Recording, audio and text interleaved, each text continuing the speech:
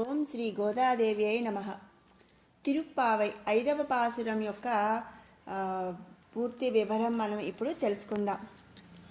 மாயனை மண்ணு வடமதுரை மைந்தனை தூய பெருநீர் யமுனை துறைவனை ஆயர் குலத்தினில் தோன்றும் மணிவிளக்கை தாயை குடல் விளக்கும் சேத்த தாமோதரனை தூயோமாய வந்து நாம் தூமல தூவித்தொழுத்து வாயுனார் பாடி மனத்தினால் சிந்திக்கா போய பின்றையம் புகுத வருவானின்றனுவும் తీయునిల్ తూసాగుం చెప్పేలో రెంబావాయ్. మనం మరి ఇప్పటి వరకు 4 పాసురాల యొక్క అర్థాన్ని తెలుసుకున్నాం కదండి. మనం ఈ వ్రతము ఆచరించిన ఫలమందుటకు మన పాపములు అడ్డు వచ్చును అని చెప్పి భయపడక్కర్లేదు. అంటే ఏంటి, నేను ఎన్నో పాపాలు చేసున్నాను ఇప్పటి వరకు, అంటే తెలిసి చేసినా తెలియక చేసినా మరి పాపమే కదండి. మరి అలాంటివి అంటే తెలిసి అంటే మేము పాపాత్ములమా అండి, మనం అందరం పాపాత్ములమా అనే ఆలోచన వద్దు. మరి మనం తెలియక కూడా ఎన్నో పాపాలు చేసి ఉంటాము. మరి అలాంటి పాపాలు అనేవి మనం చేసినటువంటి ఈ వ్రతానికి వచ్చేటువంటి ఫలం తీసుకోవడానికి, ఆ ఫలం అందుకోవటానికి అడ్డం వస్తాయేమో అని చెప్పి భయపడాల్సిన అవసరం లేదు అని చెప్పి ఈ పాసురంలో గోదాదేవి చెప్తుందనమాట. మరి అందుకు కారణం ఏమిటండి? మరి అంటే ఎన్ని పాపాలు చేసినా కూడా చివరాఖరికి ఈ తిరుప్పావై, ఈ ధనుర్మాస వ్రతాన్ని గనక ఆచరిస్తే మరి ఆ పాపాలన్నీ ఏమి అడ్డం రావా అండి? అసలు దానికి కారణం ఏంటండి అని అంటే, మన వ్రతమునకు నాయకుడు ఎవరండి? శ్రీకృష్ణ పరమాత్ముడు. స్వయంగా శ్రీకృష్ణ పరమాత్ముడే నాయకుడిగా మరి ఈ శ్రీవ్రతాన్ని మరి గోపికలు ఆచరిస్తున్నారనమాట. అతడు ఆశ్చర్యకరములకు గుణములు చేష్టలు కలవాడు. మరి అందరికీ కూడా డిఫరెంట్గా ఉంటాడనమాట. ఆయన యొక్క గుణాలు కానీ ఆయన చేసే పనులు కానీ అందరినీ కూడా మరి ఆశ్చర్యపరుస్తూ ఉంటాయి. అలాంటి వాడు శ్రీకృష్ణ పరమాత్ముడు. అందరూ ఒక దారి అయితే ఉలివి కట్టది ఇంకొక దారి అన్నట్టు మరి అందరూ ఒక రకంగా ఉంటే ఒక్క శ్రీకృష్ణ పరమాత్ముడు మాత్రం డిఫరెంట్గా ఉంటాడనమాట. మరి ఏంటండి, పుట్టిన తర్వాత మరి ఎంతో పెద్ద పెద్ద రాక్షసుల్ని చంపటం కానీ, మరి పూతన లాంటి పెద్ద పెద్ద రాక్షసుల్ని సంహరించటము కానీ, ఇలాంటివి ఎన్నో పనులు చేశాడు. అలాగే మరి కాళీందుడు, మరి యమునా నదిలో మరి కాళీందుడు అనే ఒక పాము మీద తల మీద మరి నాట్యం ఆడటం, ఇంకెక్కడా ప్లేస్ దొరకనట్టు ఆయన ఏం చేశాడండి, పాము తల మీద నాట్యం ఆడటం, ఇలా ఎన్నో పనులు మరి అందరినీ ఆశ్చర్యపరిచేటటువంటి పనులు చేశారు.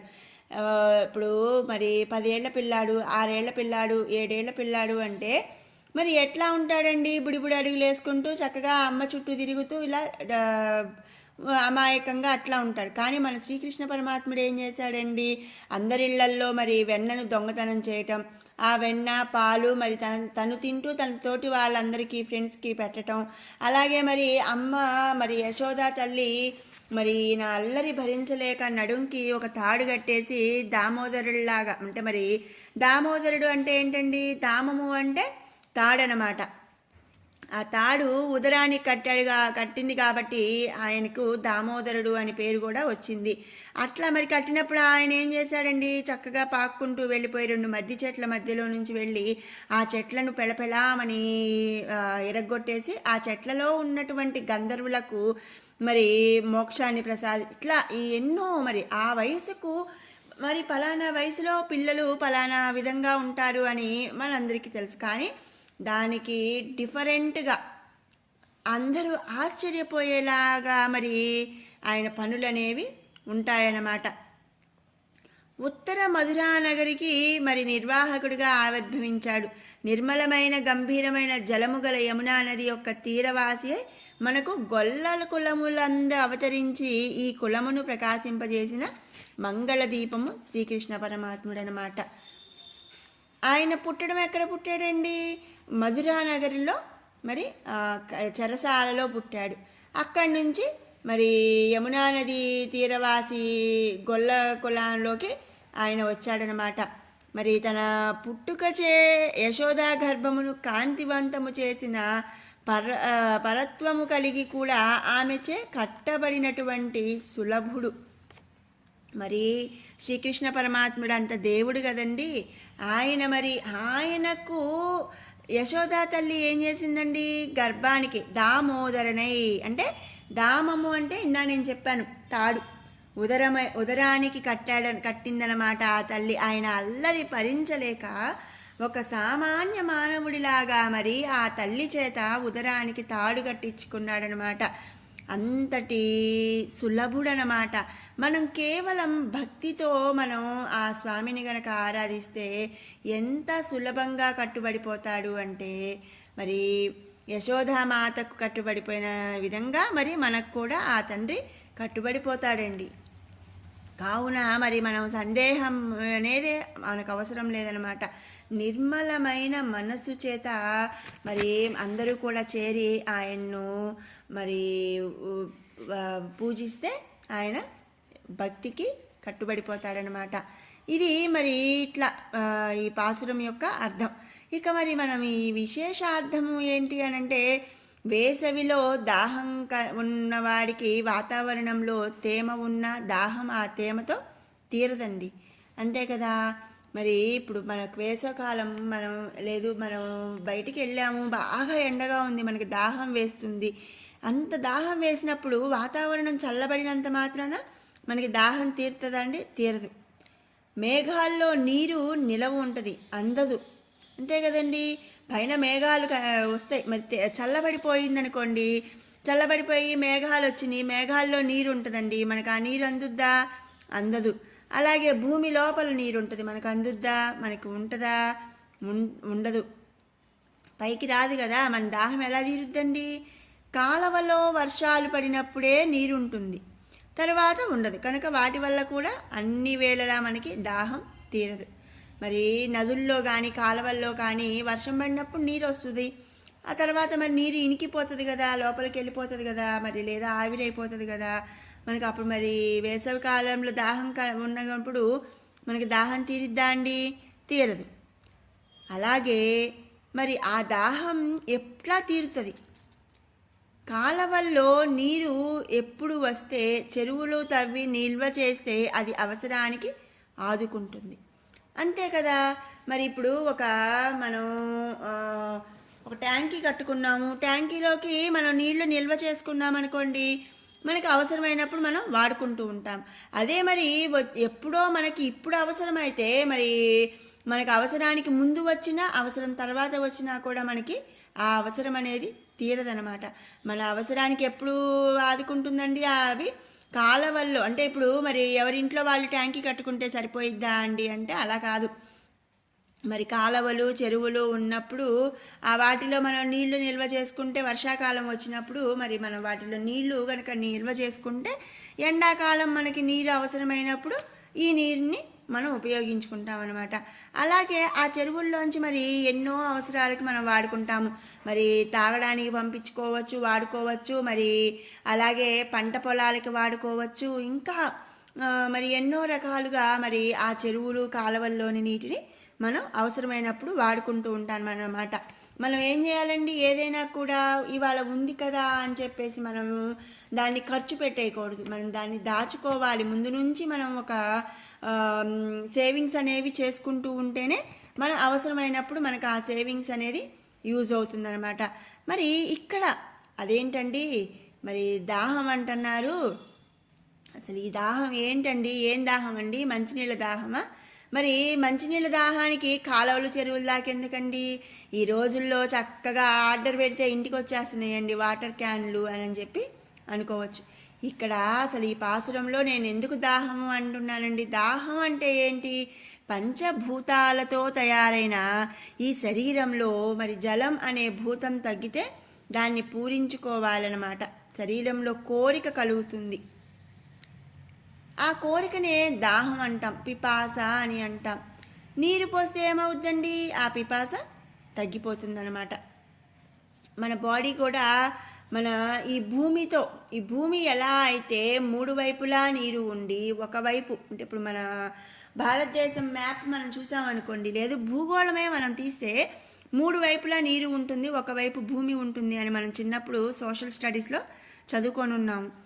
అదేవిధంగా మన బాడీ కూడా 3 వంతుల నీరు, 1 వంతు ఆహారం అని చెప్పి కొంత యోగా చేసేవాళ్ళు ఇలాంటి వాళ్ళకి తెలిసి ఉంటుంది. అంటే ఇప్పుడు మనం మాత్రం ఏం చేస్తున్నామండి, రోజుకి 1 గ్లాసో 2 గ్లాసులో నీళ్ళు అయితే తాగుతున్నాం, కానీ ఆహారమే ఎక్కువ తీసుకుంటూ ఉన్నాం. కానీ మరి వాటర్ కూడా మన బాడీకి చాలా అవసరం అనమాట, చాలా ఇంపార్టెంట్ అనమాట.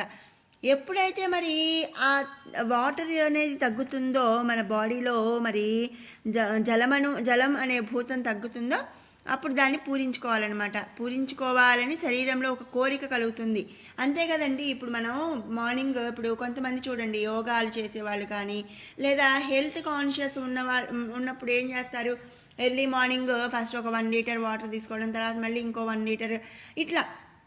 మరి చాలా మనం ఇప్పుడు చూస్తే హెల్త్ పరంగా తినేటప్పుడు అసలు వాటర్ అనేది తీసుకోవద్దు. తినే ముందు ఒక 2 అవర్స్ ముందు తీసుకోవాలి, ఒక 1 అవర్ ముందు, కానీ తిన్న తర్వాత ఒక 2 అవర్స్కి వాటర్ తీసుకోవాలి అంటున్నారు. అది ఏంటండి, మన బాడీలో కావాల్సినంత వాటర్ అనేది తీసుకోవాలన్నమాట. ఎప్పుడైతే మనకి మన బాడీలో వాటర్ తగ్గుతుందో అప్పుడు మనకి ఏమవుతుందండి, దాహం వేస్తుంది అనమాట. అప్పుడు ఆ దాహం వేసినప్పుడు మనం నీళ్లు తాగినప్పుడు ఆ దాహం అనేది తగ్గుతుంది. శరీరంలో జీవునికి కూడా అప్పుడప్పుడు దాహం వేస్తుందండి. మరి ఇదేంటండి, తిరుప్పావై జ్యోతి అని అంటున్నారు, తిరుప్పావైలో 5వ పాసురం అన్నారు, కానీ మరి సైన్స్ చెప్తున్నారు ఏందండి, మన బాడీలో వాటర్ ఇంత కావాలి, వాటర్ తగ్గినప్పుడు వాటర్ తాగాలి, వాటర్ తగ్గితే మనకి దాహం వేస్తుంది. ఇదేందండి సైన్స్ చెప్తున్నారు అనుకోవచ్చు. ఇది ఇక్కడ మనకి ఏంటండి, కంపారిజన్గా, అంటే ఏదో పైన చెప్తే మనకి అర్థం కాదు, మన వాడుక భాషలో మనం చెప్తేనే అర్థమవుతుందనే ఉద్దేశంతో ఇది ఒక చిరు ప్రయత్నం అన్నమాట. అసలు మరి ఎలా అయితే మన బాడీకి అప్పుడప్పుడు దాహం వేసి, అంటే నీటి శాతం తగ్గి దాహం వేస్తుందో, అదేవిధంగా మరి ఇది బాహ్య శరీరం అనమాట. మరి అంతర్గా ఉండేది ఎవరండి, జీవుడు, ఆత్మ. మరి ఆత్మే పరమాత్మ అనే విషయం మనం తెలుసుకోవాలి. ఈ మన శరీరంలో ఉండేటువంటి జీవునికి కూడా అప్పుడప్పుడు దాహం వేసిద్దంటండి. ఆ దాహం ఏంటి, ప్రాపంచిక క్లేశాల వల్లనో వాసనల వల్లనో అది కలుగుతూ ఉంటుందన్నమాట. ఈ ప్రాపంచిక క్లేశాలు, వాసనలు అంటే ఏంటి, బయట ఇప్పుడు సినిమాలని, షికార్లని, వాళ్ళని చూసి వీళ్ళని చూసి ఇట్లాంటివి అనమాట. ఏది సత్యం, నేను ఎవరిని, నాకెవరు, ఇలాంటివి తెలుసుకోవాలి అనే కోరిక రూపంలో కూడా కలుగుతూ ఉంది. అంటే ఇప్పుడు ఇక్కడ ఒక వస్తువు కానీ అసలు ఏది, ఇది సత్యమా, ఇది నిజమా, లేకపోతే అసలు నేను ఎవరిని, నేను మరి పలానా కిరణ్న, లేక పలానా ఎల్లమ్మన, పలానా పుల్లమ్మన, లేకపోతే పలానా శ్రీనివాసన, ఇలాంటివి తెలుసుకోవాలి అనే ఒక కోరిక కలుగుతుంది. అలాగే అసలు నాకు ఎవరున్నారు, నా వాళ్ళు ఎవరు, ఇలాంటివన్నీ కూడా తెలుసుకోవాలి అనే కోరిక కలుగుతుంది మన శరీరంలో ఉన్నటువంటి జీవుడికి. ఆ దాహం ఎలా తీరిద్దండి, మామూలు వాటర్ వల్ల అయితే తీరేది కాదండి. మరి అది ఎలా తీరుతుంది, జ్ఞానజలం అనేది పోయాలన్నమాట. జ్ఞానం అంటే ఏంటండి, మరి ఇప్పుడు నేను ఎవరిని, నాకు ఎవరు, నేను అసలు ఏది సత్యం, ఈ శరీరమా, లేకపోతే లోపల నాకు కనిపించినటువంటి ఈ జీవమా, ఈ ఆత్మే పరమాత్మ అన్నారు, అది ఎలాగా, ఇవన్నీ కూడా మరి ఆ అనుమానాలు అవన్నీ కూడా మరి ఎలా తీరుతాయండి, జ్ఞానజలం అనేది పోయాలన్నమాట. అసలు ఆత్మ పరమాత్మ ఒకటి అనే తెలుసుకునేటువంటి జ్ఞానం అనేది మనం ఆ శరీరంలో ఉన్నటువంటి జీవుడికి పోయాలన్నమాట. ఆ జ్ఞానజలం ఇచ్చేవారు జ్ఞానులైనటువంటి ఆచార్యులండి. అంతేగాని దారిని పోయే దానమ్మని పిలిచి, అమ్మ నాకు ఈ డౌట్ వచ్చింది, మరి ఈ డౌట్ నువ్వు తీర్చమ్మా అంటే, ఇప్పుడు శ్రీకృష్ణ పరమాత్మ గురించి భగవద్గీతలో లేదా భాగవతంలో ఏం చెప్పారమ్మా అని ఎవరిని అడగాలండి, ఆ విషయాలన్నీ తెలిసినటువంటి ఆచార్యుల వారిని అడగాలి. అంతేగాని మరి ఎవరో వేరే, అంటే దారిని పోయే వాళ్ళని కానీ, లేకపోతే దారిని పోయే వాళ్ళంటే తప్పు కాదండి, తప్పుగా కాదు, మరి ఏ విషయాలు తెలియకుండా వాళ్ళు ఎప్పుడు లేచిన కాడి నుంచి ఫోన్లు పెట్టుకొని చూస్తున్నారండి, లేదా సినిమాలు చూస్తున్నారండి, టీవీ చూస్తున్నారండి. ఇట్లాంటి వాళ్ళని మనం పిలిచి, అమ్మ శ్రీకృష్ణ భగవంతుని గురించి భగవద్గీతలో ఏం చెప్పారమ్మా, భాగవతంలో ఏం చెప్పారమ్మా అని అడిగితే అసలు ఈ శ్రీకృష్ణ పరమాత్మ ఎవరండి అని అడుగుతాడు కొంతమంది. అలాంటి వాళ్ళని మనం అడిగితే ఉపయోగం లేదు. ఆ జ్ఞాన జలం ఇచ్చేవాళ్ళు ఎవరండి? జ్ఞానులైనటువంటి ఆచార్యులు ఇస్తారనమాట. అఖండ జ్ఞానానంద స్వరూపుడైనటువంటి పరమాత్మ నుండి వారు ఆ జలాన్ని తీసి ఇస్తారు, జిజ్ఞాస తీరుస్తారు. మరి వాళ్ళకి ఎవరు చెప్తారండి? వాళ్ళ పైన ఆచార్యులు చెప్తారు. ఆ పైన వాళ్ళు అలాగే జ్ఞానానంద స్వరూపుడైనటువంటి పరమాత్మ నుండి మరి మనకు ఆ జలం అనేది తీసిస్తారనమాట. ఆ పరమాత్మని మనం ఇక్కడ ఒక చెరువు, ఒక కాలవలాగా మనం పోల్చుకోవచ్చు అనమాట. అట్లా అనమాట. దానికోసం నేను ఇవి ముందు మీకు ఇట్లా చెప్తూ ఉన్నాను. అప్పుడు మనకి ఏమవుతుందండి, ఆ దాహం అనేది తీరుతుంది, ఆ కోరిక అనేది తీరుతుంది. అలా జ్ఞానాన్ని యోగ్యతగా తెలిసి మరి పంచనేర్చిన ఆచార్యుల కోసం చెరువుల్లో నీరు పట్టినట్టు భగవత్తత్వాన్ని ఆలయాల్లో అర్చామూర్తిగా ఉంచారన్నమాట. మరి ఇప్పుడు కృష్ణుడు అంటే ఎవరండి అని అడిగేలా మూర్ఖులు కూడా ఉంటారు. లేదా మరి ఆయన ఇట్లా ఉంటాడా, ఎలా ఉంటాడు అని అడిగే వాళ్ళు ఉంటారు. అలాంటి వాళ్ళ కోసమే ఈ అర్చామూర్తిని మనం ఉంచామన్నమాట. అర్చామూర్తిని ఉంచినప్పుడు వాళ్ళు ఏంటి, ఆహా శ్రీకృష్ణుడు అంటే ఇలా మరి తల మీద నెమలి పించం ఉంటుందండి, 3 నామాలు ఇలా పైకి పెట్టుకుంటారండి, నిలువు నామాలు ఇలా ఉంటారండి, నీలమేఘశ్యాముడండి, ఇట్లా కొన్ని మరి అర్చామూర్తుల ద్వారా మనం తెలుసుకుంటున్నాం అన్నమాట భగవతత్వాన్ని. అసలు ఈ అర్చామూర్తి ఎక్కడదండి? మరి ఏ విధంగా అయితే తేమ వాతావరణం అంతటా ఉన్నట్లు సమస్తము వ్యాపించి నిలిపితే మరి భగవద్ రూపాన్ని పరవాసుదేవ రూపం అంటారన్నమాట. అది కనబడదు మనకు, అర్చామూర్తి కనిపిస్తుంది, పరవాసుదేవ రూపం అనేది మనకు కనబడదండి. మేఘజలం అందరంత ఎత్తులో ఉంటుంది. మరి మేఘాలు మనకి ఎక్కడో ఆకాశంలో మనకి ఎన్ని వేల కోట్ల దూరంలో ఉంటాయి. మరి అది మనకు అందుతుందా అండి? మేఘజలం అనేది మనకు అందదు. అలాగే పరవాసుదేవుడు మరి పాలకడిలో వ్యూహముగా దిగుతాడనమాట. ఇక్కడ మనకి పరవాసుదేవుడు, వ్యూహనారాయణుడు, అలాగే మరి అర్చామూర్తి, ఇట్లా విభవ అవతారాలు అనమాట. ఈ ఉన్నాయి. వీటికి సంబంధించి శ్లోకాలు కూడా ఉన్నాయండి. అవి నేను మరొక వీడియోలో అయితే మీకు షేర్ చేస్తాను. మరి అది మనకు అందదనమాట వ్యూహముగా. పాలకడిలో ఉన్నటువంటి శ్రీమన్నారాయణ్ని వ్యూహముగా దిగాడనమాట. మరి ఎవరైనా కడలి అంటే సముద్రంలో మనం దిగలుగుతామండి? అసలు కనీసం నదిలో అయినా చెరువులో అయినా మరి నడవగలుగుతామా? కొంచెం దూరం నడవగలుగుతాం. కానీ ఇక్కడ వ్యూహముగా దిగాడండి పాలకడలిలో. అది మనకు అందదు. భూమిలోని నీటి వలె ప్రాణులందరి హృదయాల్లో కూడా దగ్గరగా ఉంటున్న ఆ అంతర్యామి బొత్తుగా తెలియదు మనకి. అంతే కదా, మన శరీరం కనిపిస్తుంది, ఎవరి శరీరమైనా మనకు కనిపిస్తుంది. కానీ ఈ శరీరంలో ఉన్నటువంటి అంతర్యామిగా ఉన్నటువంటి ఆత్మ, ఆ పరమాత్మ మనకు కనిపిస్తాడా అండి? కనిపించడు. వామన రామాది అవతారాలు ఎత్తి ఈ లోకంలోకి దిగివచ్చిన వానాకాలపు కాలవల వలె ఆనాటి వారికి ఉపకరించాయంతే ఆ విభవావతారాలంటే దశావతారాలు అన్నమాట. రాముడు, కృష్ణుడు, మరి వామనుడు, వరాహమూర్తి, ఇట్లా మరి దశావతారాలు ఉన్నాయి కదండి. ఈ దశావతారాలని మనం చూసామా? చూడలేదు. ఆ రోజుల్లో మనం పుట్టామో లేదో తెలియదు. మరి ఈ రోజుల్లో ఆ అవతారాలు, ఆ నారాయణుడు రాడు. మరి వ్యూహం తెలీదు, విభవావతారాలు మనం చూడలేం, పరవాసుదేవుణ్ణి మనం చూడలేం. ఇక మనం చూడగలిగింది ఏంటండి, అర్చామూర్తి మాత్రమే.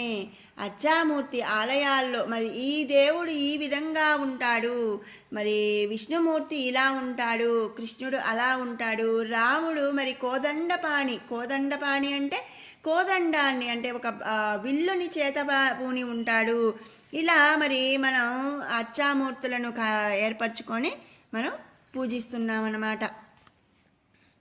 ఇక మరి విభవావతారాలు, వ్యూహావతారము, పరవాసుదేవ అవతారం ఇవన్నీ కూడా ఏంటండి, అప్పుడప్పుడు కాలవల్లోకి చేరేటువంటి కాలువలు అన్నమాట. కానీ ఆ కాలువల నుండి పుట్టిన చెరువులు తర్వాత అవసరాలను ఆదుకున్నట్లే ఈ విభవావతారాలను ఆధారంగా చేసుకొని మన ఋషులు మునులు వీళ్ళందరి ద్వారా ఏర్పడ్డ అర్చామూర్తులే అన్ని కాలాల్లోనూ దర్శనమిస్తూ ఆర్తుల అవసరాలు తీరుస్తారనమాట. మరి అంతే కదా, మరి తిరుపతిలో వెంకటేశ్వర స్వామి వారు ఇలా ఉంటారండి. మరి ఆ అవతారం నువ్వు చూసావా అండి? చూసి తయారు చేసావా అండి విగ్రహాన్ని? కాదు. మరి ఇవన్నీ ఎలా వచ్చినాయి? ఆ కాలవల నుండి పుట్టినటువంటి చెరువులు, నీళ్లు లాంటివి అన్నమాట అర్చావతారాలు అనేవి. ఈ విభవావతారాలను ఆధారంగా చేసుకొని అప్పుడు ఉన్నటువంటి ఋషులు కానీ మునులు కానీ గురు పరంపరగా మరి వస్తూ ఈ అర్చామూర్తులు అనేవి దర్శనమిస్తున్నాయి అన్నమాట. ఆకాశ జలంలోని ప్రాణశక్తి గ్లాసులోని నీటిలోనూ ఏ కొరత లేకుండా ఉన్నట్లే మరి పరవాసుదేవుని జ్ఞానశక్తులు ఆలయాల్లోని అర్చామూర్తులకు కూడా పూర్ణంగా ఉంటాయి. పూర్ణమిదం పూర్ణమదః అనే శాంతి మంత్రం ఈ విషయాన్ని ధృవపరుస్తుందన్నమాట. మరి అంతే కదండి, మనము చూస్తే ఒక విగ్రహం అంటే ఇప్పుడు ప్రతి గుళ్ళో కూడా మరి విగ్రహాలకు మనం ఏం చేస్తామండి, ప్రాణ ప్రతిష్ఠ చేస్తాం. అంటే ఏంటి, పరవాసుదేవుని జ్ఞానశక్తులు అందులోకి ఇముడుస్తామన్నమాట. ఒక దీపం నుంచి వెలిగిన దీపాలన్నీ సమాన కాంతితో ఎలా అయితే ఉంటాయో అలాగే భగవన్మూర్తులన్నీ కూడా అఖండ జ్ఞానానందాలతో నిండి ఉంటాయన్నమాట. మరి అంటే ఇక్కడ దేవుడికి ఎక్కువ శక్తి ఉందా అండి, ఎక్కువ జ్ఞానం ఉందా, ఇంకో చోట దేవుడికి ఇంకొంచెం జ్ఞానం తక్కువ ఉందా అంటే అలా ఏముండదండి. ఏ విధంగా అయితే దీపాలన్నీ సమాన కాంతిలాగా ఉంటాయో అలాగే ఈ మూర్తులన్నీ కూడా అఖండమైనటువంటి అంటే చెప్పలేనంత ఇదిగా మరి జ్ఞానానందాలతో నిండి ఉంటారనమాట.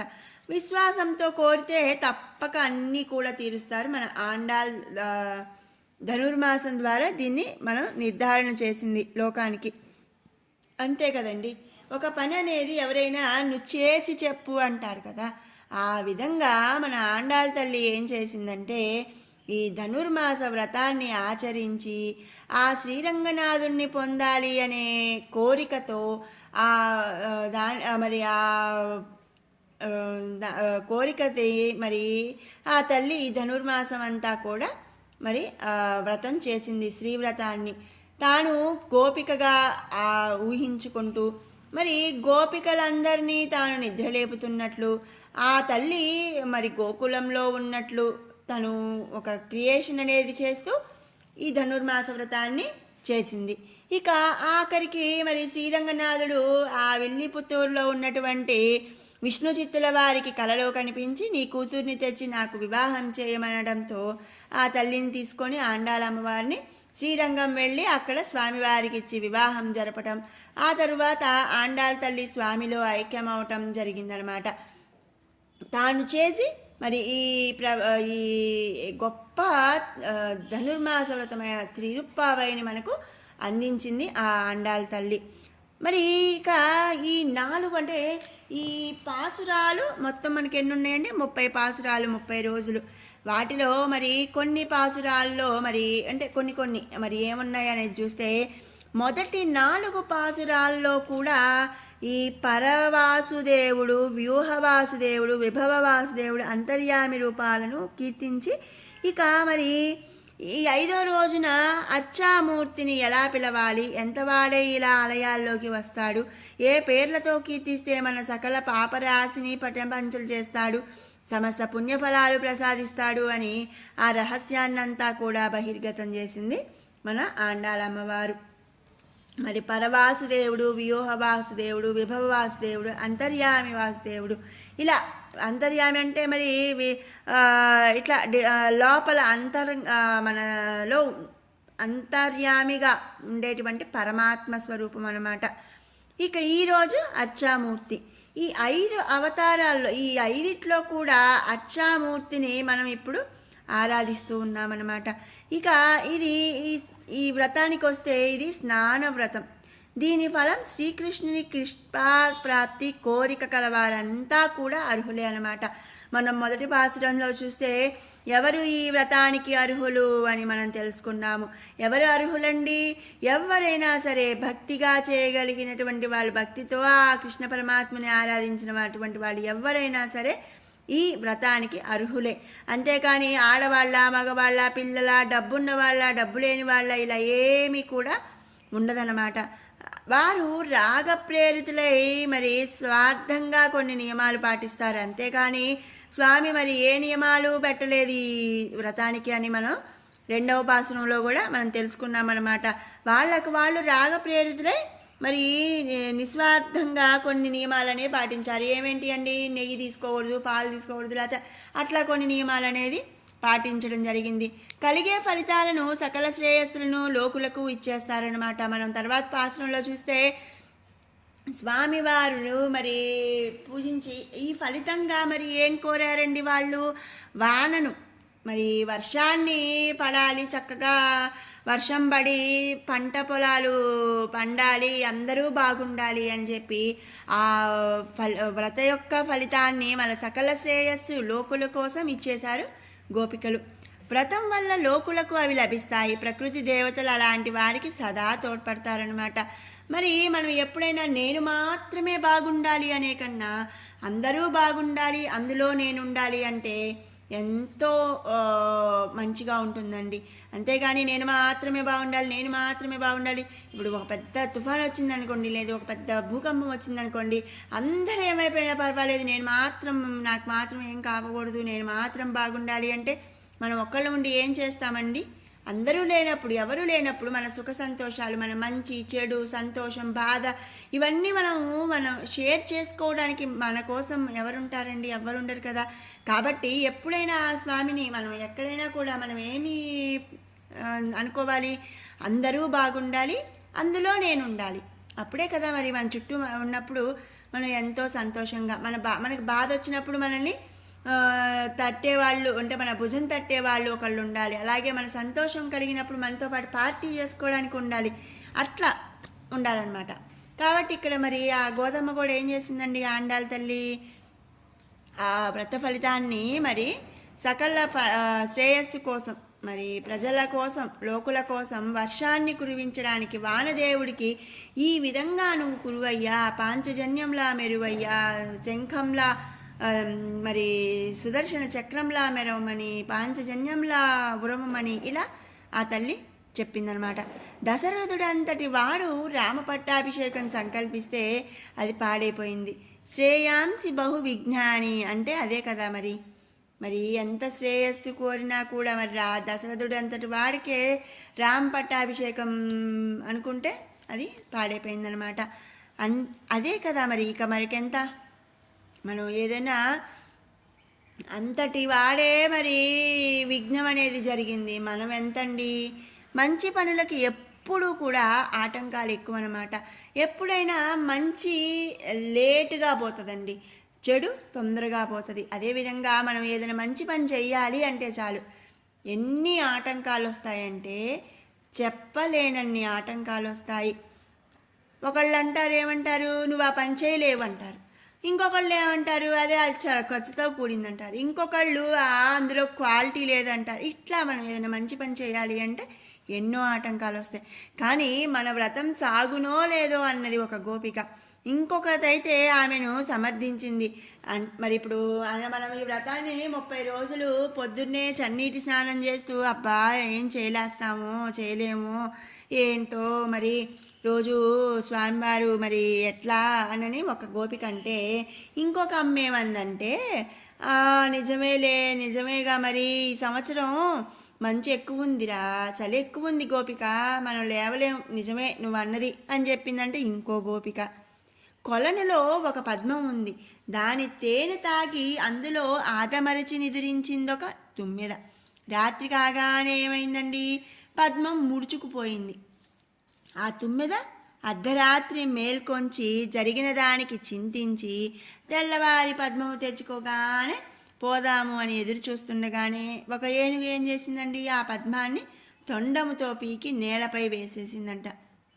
మరి నీటిలో నుండి బయటికి విసిరివేయబడిన పద్మం ఇక సూర్యోదయమైనా తెరుచుకోలేదు, తుమ్మెద బయటికి రాలేదు. అనుకున్నది ఒకటి, అయినా అది ఒకటి.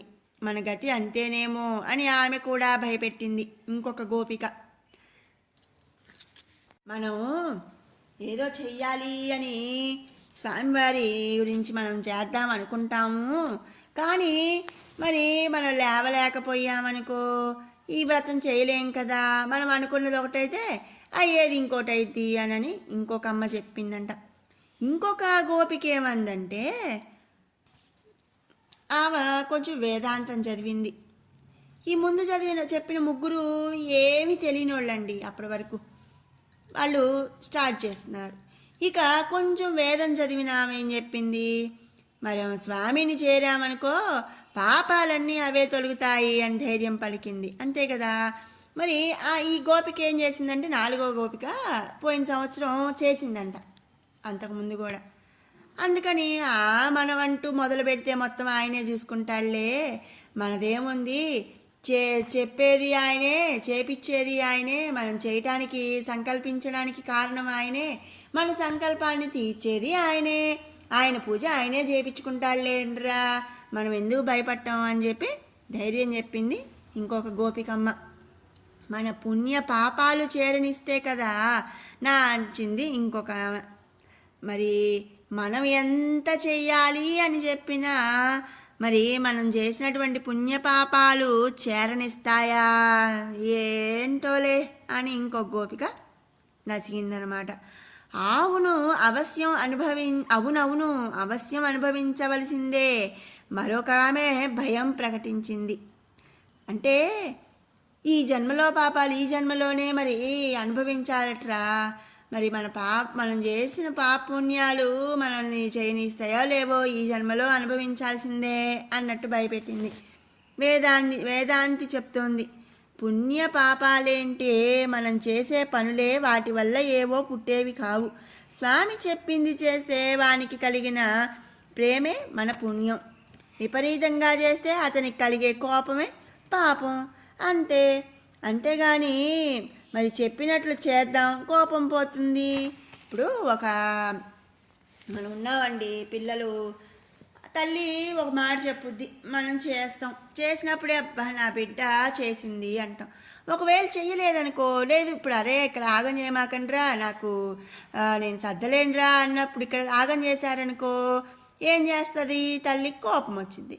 మళ్ళీ మనం శుభ్రంగా అక్కడ అమ్మ చెప్పింది ఇదంతా సర్దేయమంది, సరే సర్దేస్తే పోయిద్ది అని సర్దేశామనుకో అమ్మ కోపం పోతుంది, అంతే.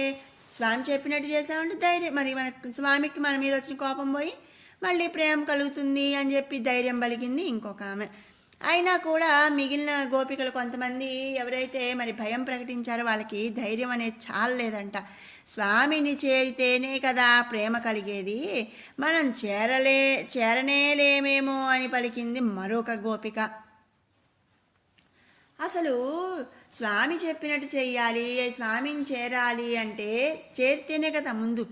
ఇప్పుడు నేను అక్కడికి వెళ్ళి ఆ పని చేస్తేనే ఓకే, అసలు నేను ముందు అక్కడ దాకా వెళ్ళలేకపోతేనో అప్పుడు స్వామికి ప్రేమ ఎలా కలిగిద్ది అంది ఇంకో గోపిక. ఇంక అంతే, మన ఆండాళ్ళ తల్లి లేచిందండి, లేచి చెప్తుంది, పూర్తి నమ్మకంతో అతని నామం పాడితే చాలును, చేరాల్సిన పని లేదు.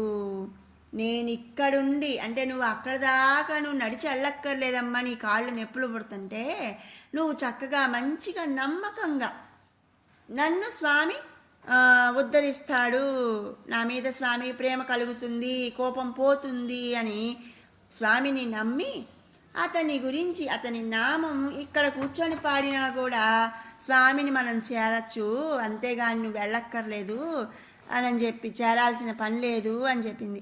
ఎన్నెన్ని పాపాలున్నా సరే ఆ పాపాలన్నీ కూడా నిప్పులో వేసినటువంటి దూదిలా నశించిపోతాయి, నామమే కదా. మరి ద్రౌపది మానాన్ని కాపాడింది. మరి ద్రౌపది తల్లిని మరి నిండు సభలో వస్త్రాపరణ చేస్తున్నప్పుడు శ్రీకృష్ణుడు ఎక్కడో ఉన్నాడండి. మరి పక్కనే ఏమన్నా ఉన్నాడా? లేడు. కానీ ద్రౌపది ఆయన మీద నమ్మకంతో కృష్ణ అని పలికింది. 5 భర్తలున్న 5 భర్తల్ని కూడా అడగల. తన సోదర సమానమైనటువంటి శ్రీకృష్ణ పరమాత్మను కృష్ణ అని వేడుకోగానే ఎక్కడి నుంచి ఉన్న కృష్ణ పరమాత్మ మరి వెంటనే వచ్చేసి ఆ తల్లికి ద్రౌపదికి మరి వస్త్రాపరణ జరగకుండా లాగే చీర లాగుతుంటే ఈయన పక్క నుంచి చీర ఇస్తూనే ఉన్నాడు. కేవలం మన నమ్మకం ముఖ్యమన్నమాట. అంతేకాదు, ప్రేమించిన వారి కోసం పట్టనన్న ఆయుధం పట్టాడు శ్రీకృష్ణ పరమాత్ముడు. మరి యుద్ధంలో మహాభారత యుద్ధంలో యుద్ధం చేయను అని చెప్పాడు శ్రీకృష్ణ పరమాత్ముడు. ఈ కథ మనకు చాలామందికి తెలిసే ఉంటుంది. అర్జునుడు అలాగే మరి దుర్యోధనుడు ఇద్దరు శ్రీకృష్ణ పరమాత్మ దగ్గరకు ఆయన సహాయార్థం, అంటే ఆయన్ను నా పక్షానంటే నా పక్షానని కావాలని రావటం.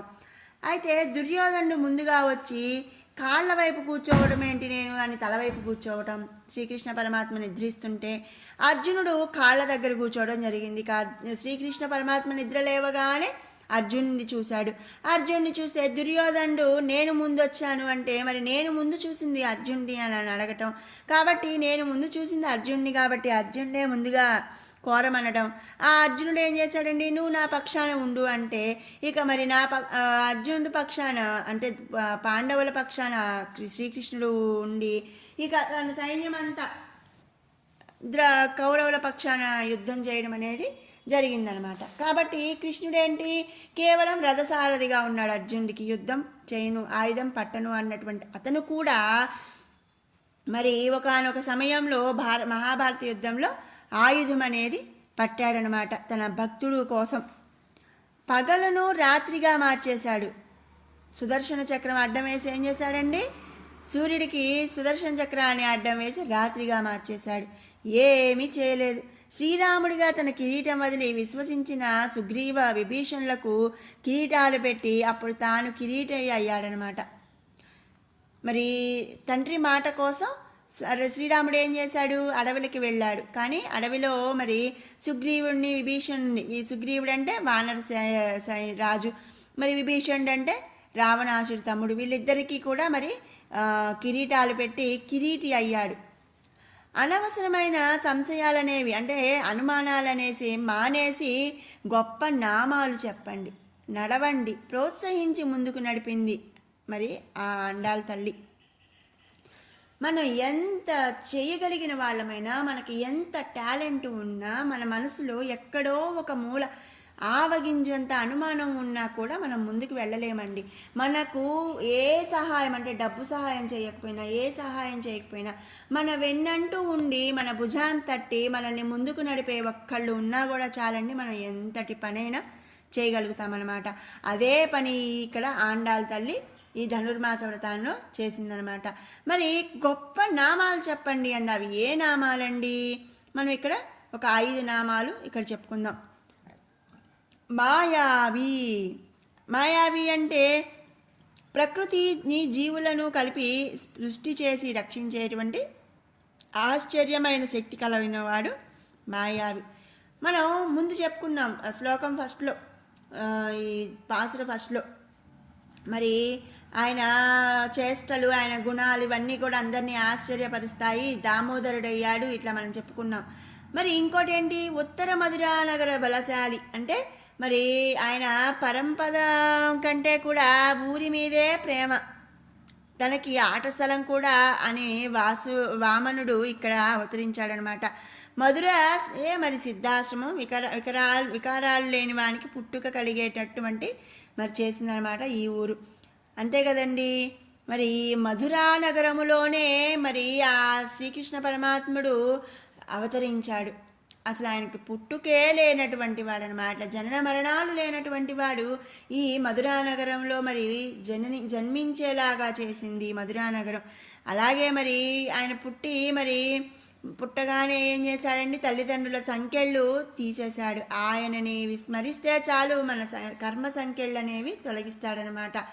అలాగే మరి ఆయన ఏం చేస్తాడండి, పరిశుద్ధ జల యమునా తీర విహార రసిక అంటే ఏంటి, యమునా కాలమే దాని ప్రవాహం, అహంకారం అనే కంసుని ఊరు, మనస్సు అనే మధుర, ఇది యమునకు ఒక తీరం అన్నమాట.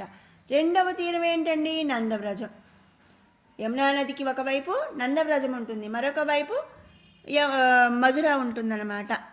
మరి అక్కడే ఉండి స్వామి ఈ సంసారంలో తనని పిలిస్తే రక్షిద్దాము అని చెప్పి ఎదురు చూస్తూ ఉంటాడు. ప్రేమించిన జీవులే ఈ గోపికలు అన్నమాట.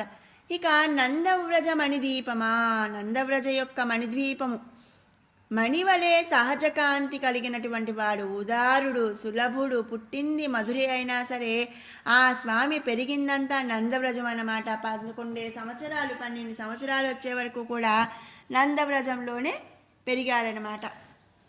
అయితే మరి దేవుడే కదండి శ్రీకృష్ణ పరమాత్ముడు. మరి ఆయన పుట్టగానే కంసుణ్ణి చంపేసి చక్కగా వాళ్ళ అమ్మా నాన్నతో ఉండొచ్చు కదండి. ఆయన ఎందుకండి 12 సంవత్సరాలు నందవ్రజంలో ఉండాలి? ఆయన మరి ఎందుకండి, ఆయనకు కూడా కష్టం తప్పలేదా? దాక్కొని పెరిగాడండి అని నన్ను అనుమానం రావచ్చు. ఏది జరిగినా సరే లోక కళ్యాణం కోసమే, ఏది జరిగినా సరే మన పాపపుణ్య కర్మలేనని ఇక్కడ యశోదామాత త్రేతాయుగంలో మరి కౌసల్య సుప్రజారామ అంటాం మనం, ఆ యొక్క తల్లి ఇప్పుడు ద్వాపర యుగంలోని యశోద అమ్మవారు అనమాట. ఆ సమయంలో మరి ఆ త్రేతాయుగంలో కైకేయి భరతుని తల్లి, ఆమె ఏం చేసిందండి, ఆ మందర మాటలు విని రాముణ్ణి 12 సంవత్సరాలు వనవాసానికి పంపించింది. కాబట్టి ఈ జన్మలో త్రేతాయుగం నుంచి తర్వాత ద్వాపర యుగంలో శ్రీకృష్ణ పరమాత్మ యొక్క తల్లి ఆ కైకేయి అన్నమాట.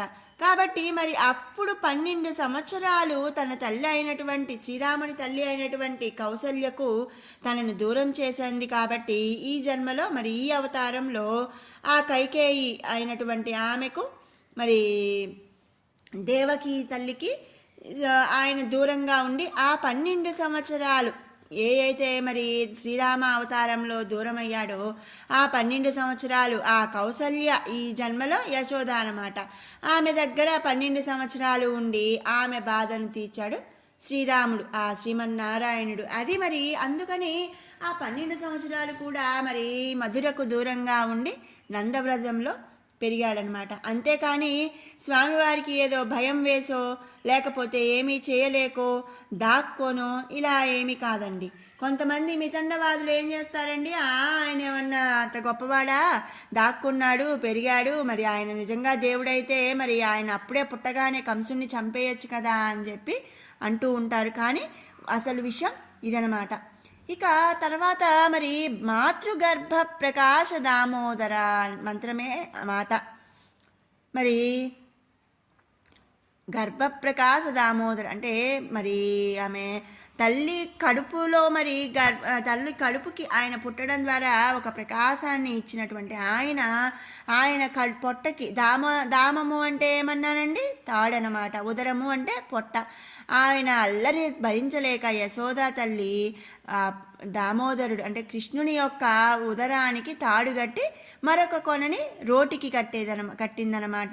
ఆ విధంగా దామోదరుడయ్యాడు. ఈ 5 నామాలు మనం పరిశుద్ధులమై పాడితే చాలండి, మనిషికి పరిశుద్ధి స్నానాదుల వల్ల కంటే పుండరీకాక్షుని నామ సంకీర్తన వల్లనే కలుగుతుందనమాట.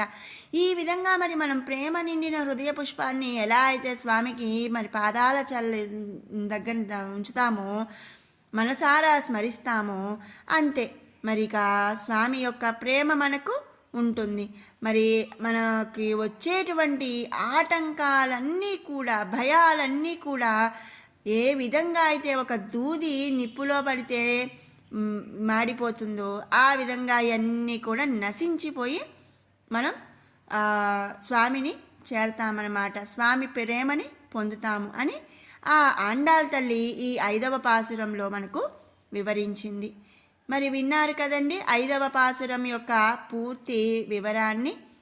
మీకు ఈ వీడియో నచ్చినట్టయితే లైక్ చేయండి, షేర్ చేయండి. మరిన్ని మంచి అప్డేట్స్ కోసం మన షడ్రుచులు బై కిరణ్ ఛానల్ని సబ్స్క్రైబ్ చేసుకోండి. రేపటి పాసురంతో